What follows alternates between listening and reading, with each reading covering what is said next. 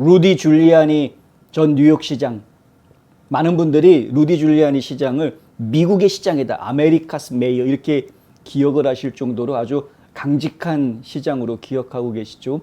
뉴욕 지역에 있었던 할렘가, 그리고 이 범죄가 아주 들끓었던 할렘가를 이제 온 가족이 손잡고 산책할 수 있는 그런 평화로운 지역으로 뒤바꿔 놓은 1등 공신으로 이제 모든 분들이 기억하고 계십니다.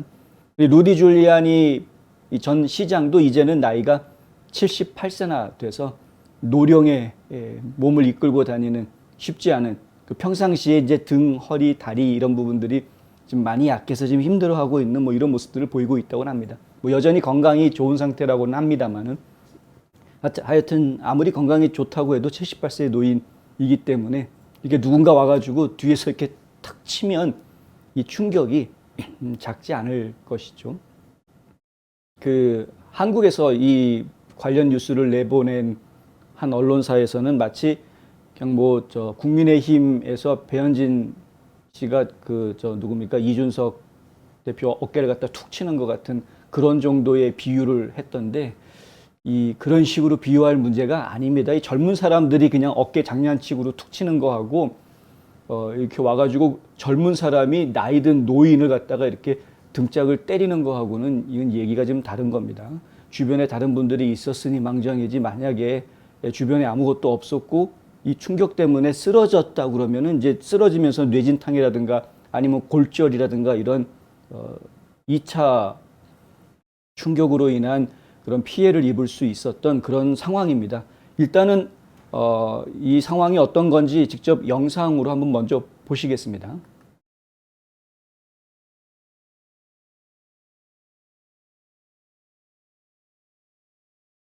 네, 지금 보시면은 이제 사람들하고 대화를 나누고 있는데, 예, 갑자기 누가 와서 등을 툭 치죠.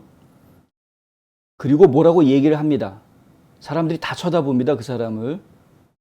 그리고 뭐라고 계속 이야기를 하면서 도망을 갑니다. 그 사람들은 그 사람 잡으러 가고요. 이런 상황입니다. 이게 그냥 툭 친 것처럼 보이지만 조금 더 자세히 보면은 툭 칠 때 줄리아니가 이렇게 몸을 중심을 잃는 그런 모습을 보여주고, 옆에 서 있었던 여성분이 바로 부축을 해주는 그런 모습이 나옵니다. 그러니까 자칫하면 위험할 수 있었던, 그러나 줄리아니가 워낙에 건강이 좋았으니 망정이지, 안 그랬으면 큰일 날 뻔했는데 줄리아니 이 변호사죠. 줄리아니 변호사 전 시장이 경찰을 불렀습니다. 경찰 불러서 아예 이 감옥에 집어넣어야 된다 하고서는 해당 직원을 기소를 하라고 이제 보냈습니다. 감옥으로. 경찰들이 출동을 해서 감옥으로 데려갔고요. 그렇지만은 이제 이거 사건은 어제 벌어졌는데 오늘 풀려났습니다.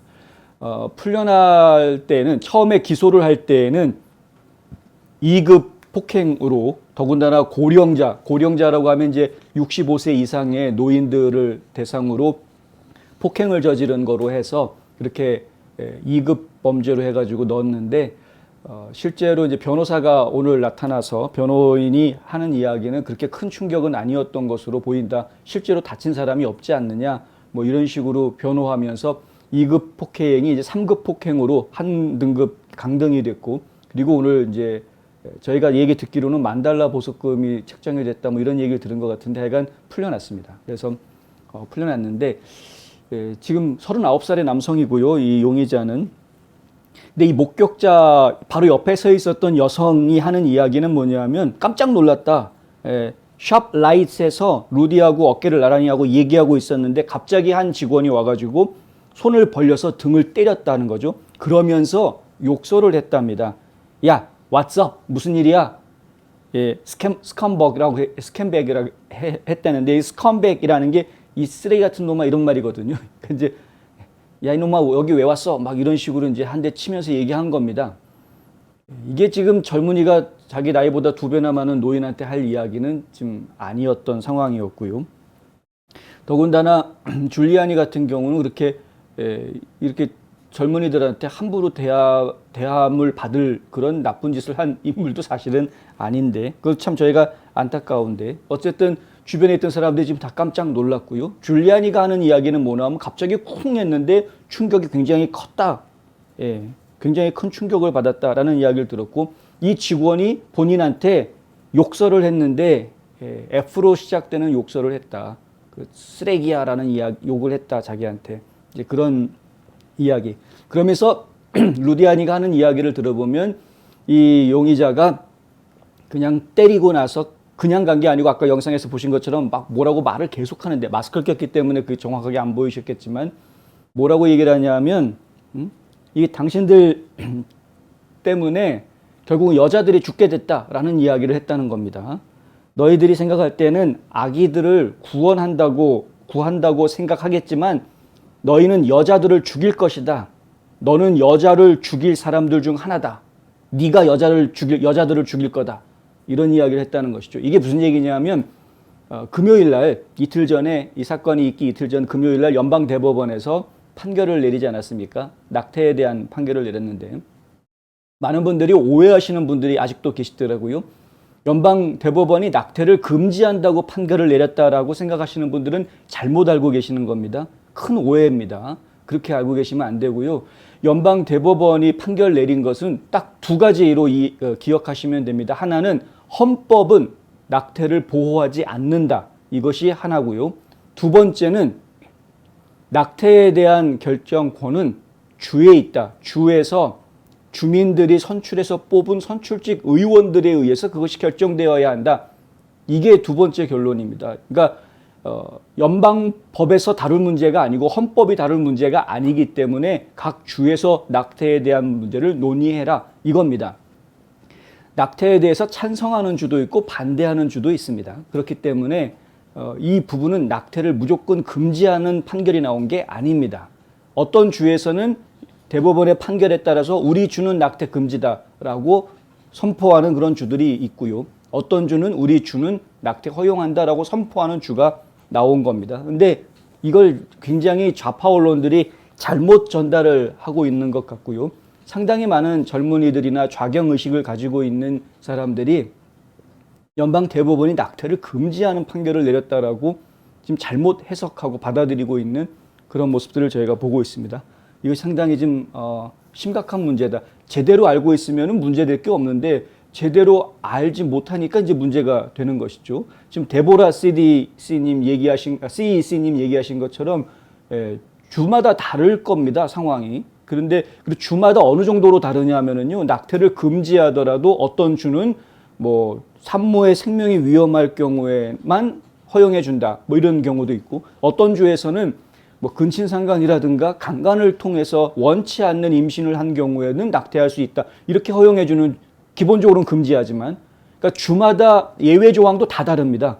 그러니까 이게 그 주의 정서에 따라서, 그 지역 주민들의 정서나 생각에 따라서 낙태에 대해서 어떻게 처리할지를 다 다르게 하는 것이기 때문에, 텍사스 같은 경우에는 낙태를 하는 사람이 있으면은 신고를 하게 하죠. 신고를 하게 해서 낙태 시술을 하도록 도와준 주변 사람들까지도 다 민사소송 대상이 되고 만불까지 벌금을 낼 수 있게 그렇게 만들어놨죠. 이게 주마다 다 다릅니다. 그러니까 이거를 갖다가 연방 대법원이 일괄적으로 낙태를 금지하는 판결을 내린 거다라고 이해하고 있는 사람들은 크게 잘못 알고 있는 것이기 때문에 그 부분을 분명하게 바로 잡아줄 필요가 있다는 것이고요. 어쨌든 간에 그 부분에 대해서 줄리아니가 이 자리에서 제가 이야기하는 거 보니까 네가 여자들을 죽일 거야 뭐 이런 식으로 얘기하고 있는 거, 네가 지금 대법원 판결 때문에 화가 났구나. 그래서 줄리아니가 아까 손가락을 들면서 영상이 끝나지 않습니까? 이 줄리아니가 이 친구한테 해준 말이 있습니다. 뭐냐 하면은 그건 대법원이 내린 결정이다. 당신은 그것 때문에 사람들을 공격해서는 안 된다라고 얘기를 해주었다는 것이죠. 이렇습니다. 줄리아니가 그런데 용서해주지 않고 경찰을 부른 이유가 무엇이냐? 과거 줄리아니가 시장이었을 당시에 뉴욕시 범죄와의 전쟁을 선포하면서 흔히 자주 했던 이야기가 뭐였냐면 깨진 유리창 이론입니다. 브로큰 윈도우라고 해가지고요. 이거는 뭐 전국적으로 많이들 하는 이야기인데 경찰이 어떠한 집중 단속을 펼칠 때 흔히 하는 표현입니다. 브로큰 윈도우라는 이야기는 조그만한 틈으로 바람이 들어오는, 깨진 틈으로 바람이 들어오게 내버려 두면 허리케인 같은 것이 왔을 때 그냥 산산조각 나고 다 집이 망가질 수밖에 없다라는 이야기죠. 그래서 바늘도둑 소도둑 된다라는 식으로 아주 작은 범죄라도 그냥 예의주시하지 않고 그걸 반드시 적발하고 처벌을 해서 그런 그 사전 더 큰 사고가 나지 않도록, 더 큰 일이 발생하지 않도록 아예 뿌리를 뽑겠다. 범죄의 뿌리를 뽑겠다. 이런 개념입니다. 그랬기 때문에 그런 활동을 했던 시장이기 때문에 본인 자신은 의무라고 생각했다라고 이야기를 합니다. 이 남자 체포해야 되겠다라는 생각을 했다는 것이죠. 나는 뉴욕에서 우리는 더 이상 사람들을 기소하지 않고 있다. 그리고 내가 범죄를 진압한 이유 중 하나는 이런 것들을 무시하지 않았기 때문이다. 라고 줄리아니는 이야기합니다. 이게 무슨 얘기냐면 지금 뉴욕 같은 경우에는 새로운 검사장이 오면서 이런 경범죄, 아주 경미한 범죄들에 대해서는 기소 자체를 아예 하지를 않는 그런 그 조지 소로스의 돈 받은 검사장들이 그런 짓들을 하고 있지 않습니까? 그렇기 때문에 범죄가 오히려 더 늘어나고 있다라는 이야기를 하는 것이죠. 이 새로 시장이 된 뉴욕 시장이 된 사람 애덤스 같은 경우에도 본인이 사실은 경찰서장 출신인데도 불구하고 본인이 시장이 됐는데도 뉴욕시의 범죄율이 줄어들지 않고 오히려 계속 기승을 부리는 모습을 보면서 아예 본인이 직접 나서가지고 감찰하겠다고 지하철 타고 다니면서 시장이 자기가 지하철 타고 오늘 사진 보니까 아예 경찰복을 입고 지하철을 타고 돌아다니는 모습까지 사진에 나왔던데 범죄율이 계속해서 올라가고 있다는 통계가 나오고 있습니다. 올해 들어서만 40% 범죄율이 올라갔다는 통계가 나왔는데요. 그러니까 뉴욕시가 이렇게 되고 있는 것은 결국에는 작은 범죄들에 대해서 제대로 단속하지 않고 그냥 놔주고 있기 때문에 오히려 더 큰 범죄로 이끌어가고 있는 것이다라는 인식이 줄리아니 변호사한테 있었던 거죠. 그러니까 이거 그냥 둬서는 안 된다. 이런 거 무시하지 않았기 때문에 내가 시장일 때 범죄와 전쟁 제대로 이길 수 있었던 거다. 이렇게 이야기하는 겁니다. 그래서 신고를 했던 것이었고 결론적으로는 등급이 하나 낮춰지면서 풀려났고요. 그리고 아까 말씀드린 대로 이것을 경미한 사건으로 생각하는 그 별거 아닌 거야 라는 식으로 보도하려고 하는 그 언론의 보도 행태는 매우 유감스럽다라고 말씀드릴 수밖에 없겠습니다.